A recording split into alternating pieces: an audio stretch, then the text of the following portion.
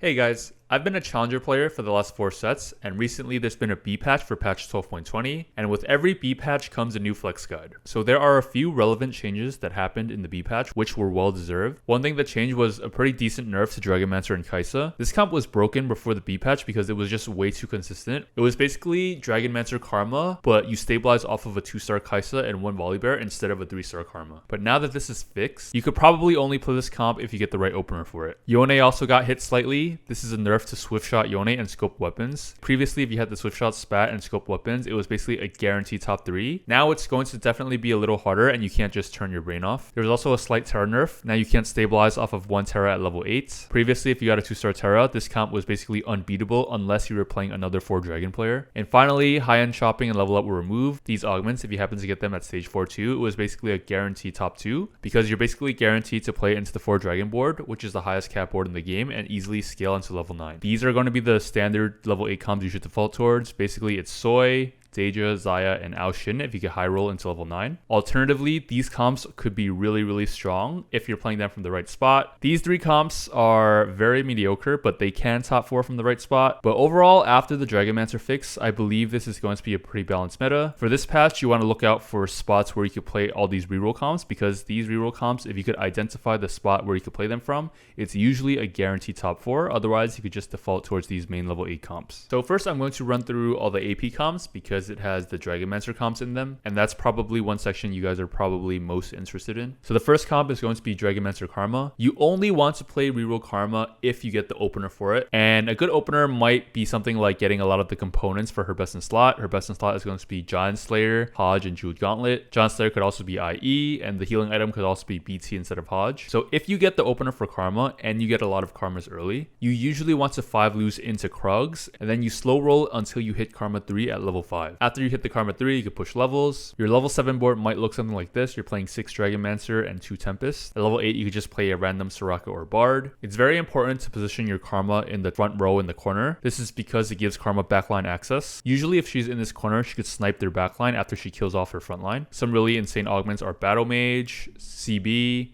Axiom Arc, Thrill. All these augments basically give her a ton of AP, or basically allows her to go infinite. Okay, so next up is going to be KAISA. KAISA is very similar to Karma, except it's a lot more consistent and it could support more than one player. Because usually only one player could hit Karma 3, but you're stable at level 6 after you hit only a 2-star KAISA. So a lot of people could play this comp. Basically, the game plan is if you have good items for KAISA, and if you get a lot of KAISAs or Shimmer Scale units early, you can look towards playing this comp at stage 3 too. This is going to be the board you roll for at stage 3 too. You're stable after you hit 2-star KAISA and 3 Shimmer Scale. And usually the Shimmer Scale you're missing is going to be Volibear. He's going to be the hardest one to get. You should especially look to play into this comp if the Shimmer Scale item is Goldmancer Staff. Some other really good ones are going to be the one that gives you Ascension, the really tanky one that gives you 2 gold after 40 stack. The attack speed one is not bad too. I think Draven's Axe and the Diamond Hands one is not that good for KAISA because it doesn't really benefit KAISA that much. Basically, after you roll for this board at level 6, you're basically guaranteed stable until stage 4 or 5. And here you usually have to make a decision. If you're not contested and you have good augments for KAISA, you can look to reroll for Zac 3, Jax 3, KAISA 3, Malphite 3, Volibear 3. The priority in this comp is going to be Zac 3 and KAISA 3. You put all your tank items on your Zac so Zac could go infinite, and you put all your damage items on your KAISA. If you could go for Jax 3, Malphite 3, Volibear 3, you can, but it's not necessary. After you hit these 2, you could feel free to go level 9. Alternatively, if you're triple contested, you could also use KAISA as a fast 9 comp. Because you're stable with level 6 and you're playing around Shimmer Scale, you have a very high chance of going fast 9 if the Shimmer Scale item is good. And if you do decide to go fast 9, again, you just push levels, and then at stage 5, you sell off your entire board for the 4 dragon board because that's the most capped board in the game. Again, if you don't go into the dragon route, your level 8 board might look something like this. You usually play around 4 DRAGONMANCER, and eventually, to cap out your board, you just drop all your shitter units. For example, you usually want to drop Malphite, you want to drop Nasus because they're 1-cost units, and you usually don't need Lagoon anymore. And if the Shimmer Scale item is shit, you usually don't need to play this Nasus. Alright, next up is DAEJA. Not going to go too much into this because I pretty much went over this comp in every single past flex guide. Basically, this is probably the strongest variation at level 7.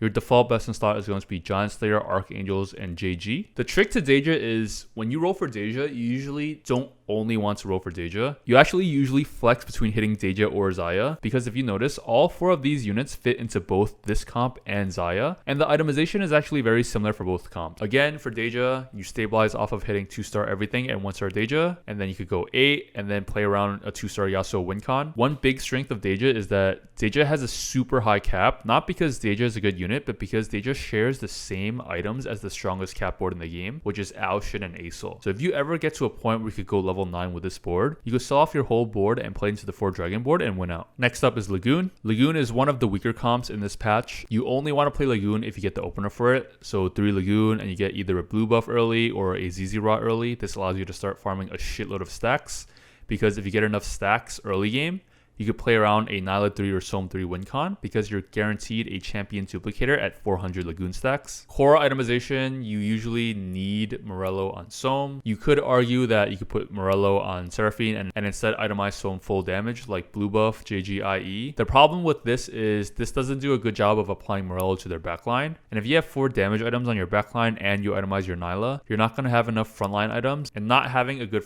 enough frontline is one of the big weaknesses of Lagoon. So generally, blue buff Morello is the best itemization you could get, and the rest goes into Nyla and frontline. So if you get Lagoon spat, you usually want to play around 9 Lagoon. You just play all the Lagoon units and you Lagoon spat your Sylas. And if you get Mage spat, you basically drop SERAPHINE in this board and play Talia instead. And then you can just Mage spat your Zyra, and this will give you 3 Mage. Alright, next up is Mage NOMSY. Again, one of the weaker comps of this patch, but if played from the right spot, you could top 4. So the right spot is NOMSY has to be a mage, and you're given a mage spat early, or you get an astral opener. Or if you get Dragon Imperialist, this gives you a free NOMSY and lets NOMSY execute. Usually when you play this comp, if you don't hit NOMSY 3, you're probably going to get a 4th. You generally always have to play around NOMSY 3. Some really good augments for this is, again, Dragon Imperialist. This gives you a free NOMSY and lets NOMSY execute. Axiom Art lets NOMSY get a shitload of resets. And CB is also really good because it gives NOMSY a lot of sustain. Finally, it's going to be the 4 dragon board. This is the ultimate late game board you should always try to play into if you're playing around the AP tree. It's just going to be the same 4 dragons. You itemize your Ao Shin with these 3 items, but they're flexible. All you need is Archangels. All your leftover damage items goes on Aesol. Terra gets all your tank items, and then this could either be Shyvana or Itis, and you just put all your leftover tank items on them. Again, you only could play into this comp if you're high rolling extremely hard early, or you get an econ augment, but they remove level up and high end chopping, so it's going to be a lot harder to get here. So generally, the only way you could get to this point is if you win streak with an astral opener all the way until stage 5. That way you could just fast 9 and sell your whole board to play this board. You could also get here from playing KAISA at level 6, like I said earlier. You roll down for that Shimmer Scale board and then fast 9 into this board if you're contested as KAISA. You could also get here from DAEJA if you roll at level 7 and you stabilize off of very little gold as DAEJA and you're super healthy. You could just go fast 9 with that board and then sell off your whole board to play into this board as well. Again, to reiterate, you generally don't want to flip your entire board to play 1-star everything, because that usually just makes your board weaker. You only want to play the relevant dragon if you hit like a 2-star Terra, then maybe you could put the 2-star Terra in, because Terra did get nerfed. Generally, if you don't have 2-star Ao Shin, you don't want to play Ao Shin, because if you're playing DAEJA into this spot, a 2-star DAEJA is better than a 1-star Ao Shin. And the same thing applies for all these other units. So just keep in mind the fundamentals of playing strongest board before playing this comp, because if you don't have that down, you're just going to play a full 1-star board and just go bot 4. Alright, so now I'm going to go through the bruiser tree. There's 4 main comps in the bruiser tree. It's just going to be Soy,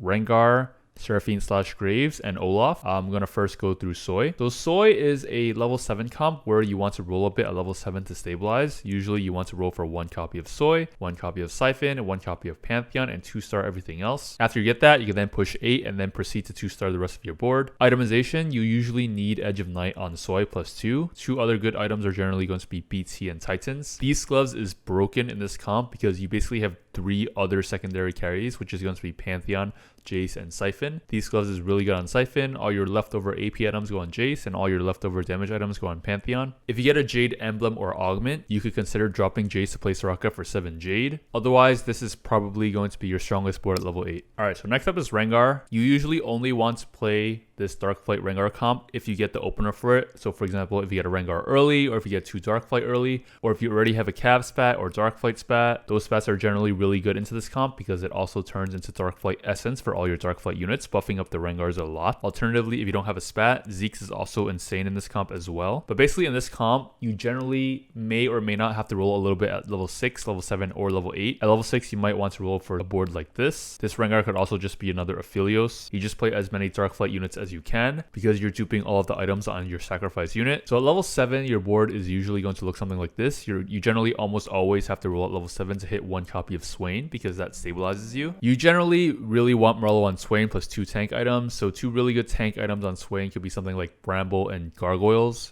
It could also be Gargoyles Warmogs or Gargoyles Spark. And for Rengar items, it's honestly pretty flexible. It's just going to be 2 damage items on each Rengar, and your third item is going to be either Zeke's or Darkflight Essence, depending on which item you sack. And the win con for this comp is slow rolling at level 6 for 3-star Rengar. Alternatively, if you're contested, you could also push levels and just play a random damage or utility unit at level 8. So next up is the Seraphine comp. It's extremely augment dependent, and you usually only want to play this comp if you have a 3 Lagoon opener. And to play this comp at level 7, you just roll down for this board. Generally, when you're rolling down for this board, you want to keep the option to play the Som comp open because both comps use similar augments, similar items, and a lot of the similar units. This gives you another out you could hit in case you don't hit the Graves. Some pretty good augments for this comp is stuff like Better Together, all the cybernetic augments, first aid kit, Ascension's pretty good. And for itemization, for Pantheon, TG is all you really need. For frontline, you want as many Protector's Vow as you can on Zac. Morello is really good on Seraphine, and you need GA on Graves because you want Graves to die last, and you want as many Zeeks as possible. At level 7, you roll down for this comp. You're stable once you get 1 copy of Pantheon, 1 copy of Graves, and you 2-star your entire board. From that point, you usually want to econ back up and then roll down for Seraphine 3, because if you don't get Seraphine 3, you're probably bot 4. This basically means that this comp could usually only support 1 person, so you don't want to play this comp if you're contested. Alright, so finally from the bruiser tree is going to be Olaf. You only want to play Olaf if you get an Olaf on stage 2-1 and you get an Olaf augment. From that point, you just sack your Olaf all the way until stage 4-1, and then at stage 4-1, you roll down for this board. Best in slot Olaf is going to be RFC, Hodge, and IE. This makes Olaf really safe in the back. Alternatively, if you don't have RFC, you could just play Olaf frontline and itemize him without RFC instead. Basically, at level 7, after you roll down for 2-star everything, you want to econ back up until stage 5 and then roll down again for 3-star Olaf and 3-star Diana. If you hit the 3-star Olaf, you usually top 2 the lobby. If you don't, you're probably bot 4. The variation to Olaf is if you get scoped weapons. If you get scoped weapons, Olaf becomes S tier. You basically get to put Olaf in the backline, and instead of your RFC, you can just put a 3rd damage item on him because he basically has a built-in RFC already. And usually, if you have scoped weapons, you want to play around 4 warriors as well. So instead of this Rakan, you just play 2 more warriors. So probably it's just going to be Yasuo and Yone, and you just end up dual carrying your Olaf and your Yone. You could also itemize your Yone with his own damage items as well. This could be Guinsoo's Gunblade GS. You could also stack a shit ton of Zeeks on him and just put him right next to Olaf. This makes Olaf a fucking monster. If you have scoped weapons Olaf, you actually don't need 3-star Yone or 3-star Olaf to do well. You could actually just push levels, go level 8 or 9, and still get a top 3 with scoped weapons because it's that fucking OP. But if you get scoped weapons and you hit a 3-star Olaf or 3-star Yone, you're probably guaranteed a first because 3-star Olaf with scope weapons actually outcaps the 4-dragon board. So finally, I'm going to go through the attack speed tree. In the attack speed tree, there's 3 main comps. It's just going to be XAYAH Flex. Alternatively, if you get a guild emblem, you could play Guild DAEJA or Guild SHIN. And finally, if you get a SWIFTSHOT spat, you could play SWIFTSHOT Yone as well. So starting off with the XAYAH comp, it's literally the same thing as all the previous patches. This is going to be your level 8 board. This Zippy is flexible. It could be an Idis or a Shyvana, but Shyvana is highest cap. At level 8, once you hit a 1-star Shyvana, you switch out your Zippy for your Shyvana and put all your AP items on your Shyvana like Morello, Spark, Archangels. For XAYAH, it's just Guinsoo's +2. If you get a guild emblem, it goes best on XAYAH. But if you already have 3 TPS items, feel free to put your guild spat on your Shyvana. At level 9, you just throw in Bard because Bard is your last guild unit. Alternatively, if you get a guild emblem, there are 2 other comps you get flex between. The first one is going to be DAEJA. So if you're playing DAEJA, best in slot DAEJA for guild is probably going to be Guinsoo's, Archangels, and Guild Emblem. And another really strong variation to playing guild is playing Guild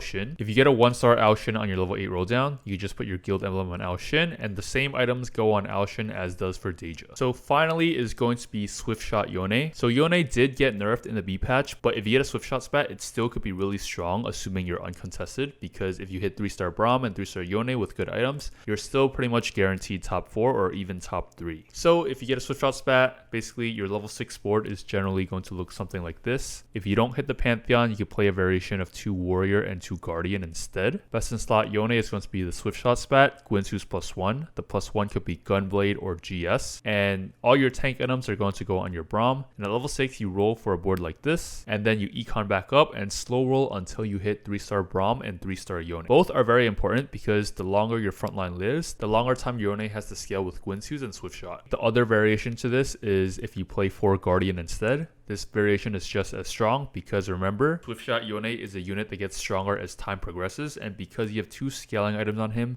which is SWIFTSHOT Emblem and Gwinsu's, the Guardians is going to indirectly increase the damage output of your Yone. But finally, in both variations, your level 8 board is generally going to look something like this. You're going to have 3-star Yone and 3-star Braum here, and also play around your Pantheon and your Yasuo. Alternatively, if you don't hit the SWIFTSHOT Emblem, there's also a variation you can play with scoped weapons, as I was saying before. If you get scoped weapons and you don't have the SWIFTSHOT emblem, you just take out Twitch, take out Rakan, and play the other 2 scale scoring units like Diana and Lilia. This way, you could go for 3-star Olaf and 3-star Yone and dual carry these 2 units. If you only have items for one of your carries like Yone, you could just put Zeke's on your Olaf and this is fine too. So this pretty much sums up my patch 12.20b flex guide. If you found this video helpful, I would really appreciate it if you subscribe to my channel, and I will see you guys next time.